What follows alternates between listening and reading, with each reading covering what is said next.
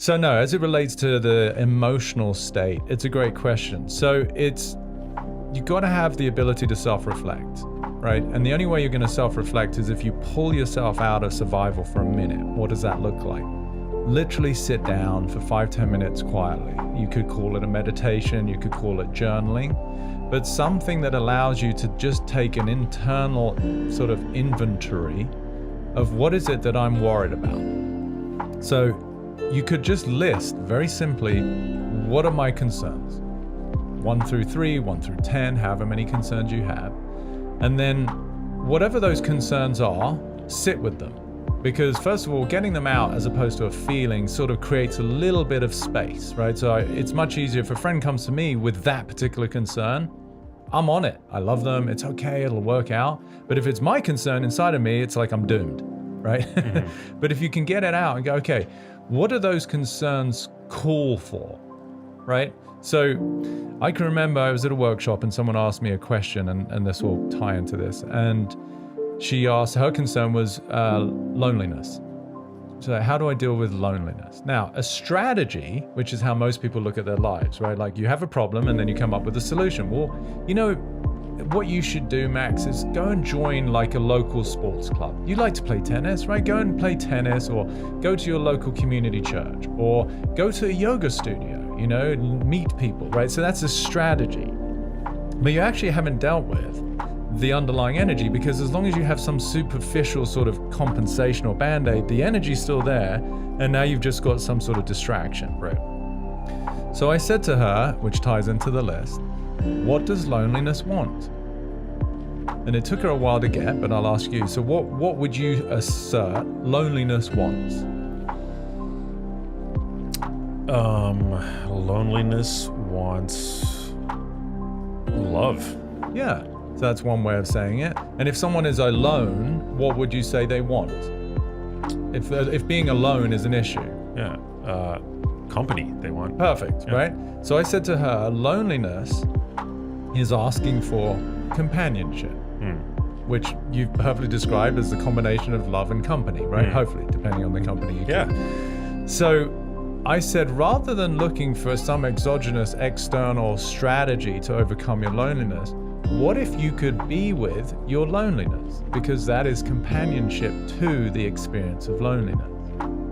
And she had this tear in her eye almost immediately because she just got it. It's like, wow, she's not being with her own experience of loneliness. She's trying to get away from her loneliness, which is making the loneliness exacerbated.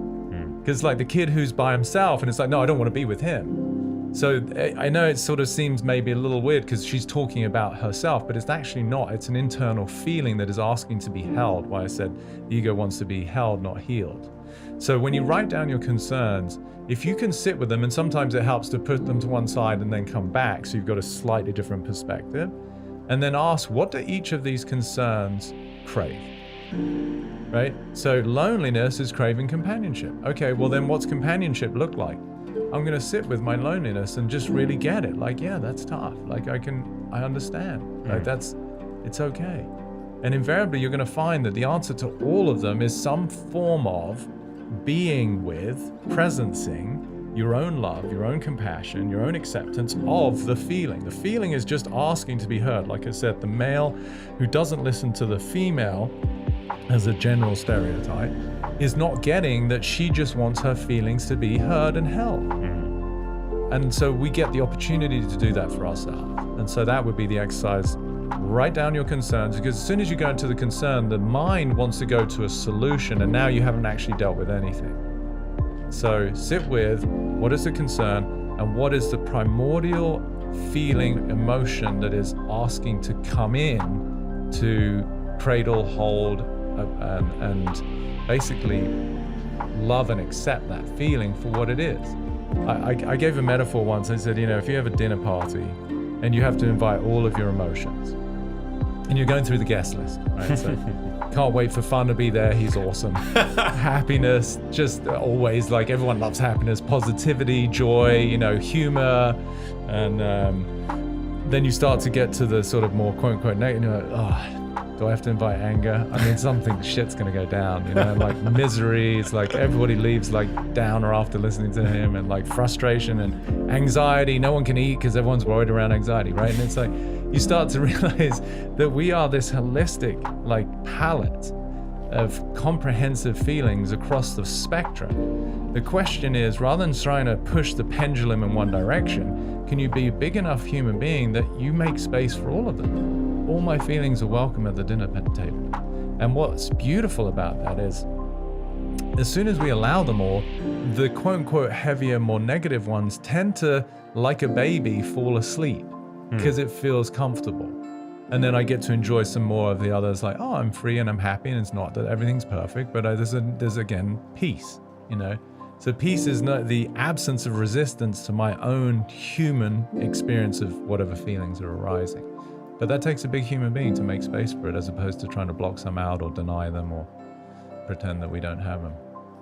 My main commitment is to love, you know, and that is all embracing. It's not in the romantic context, but it is of self, of other, of life.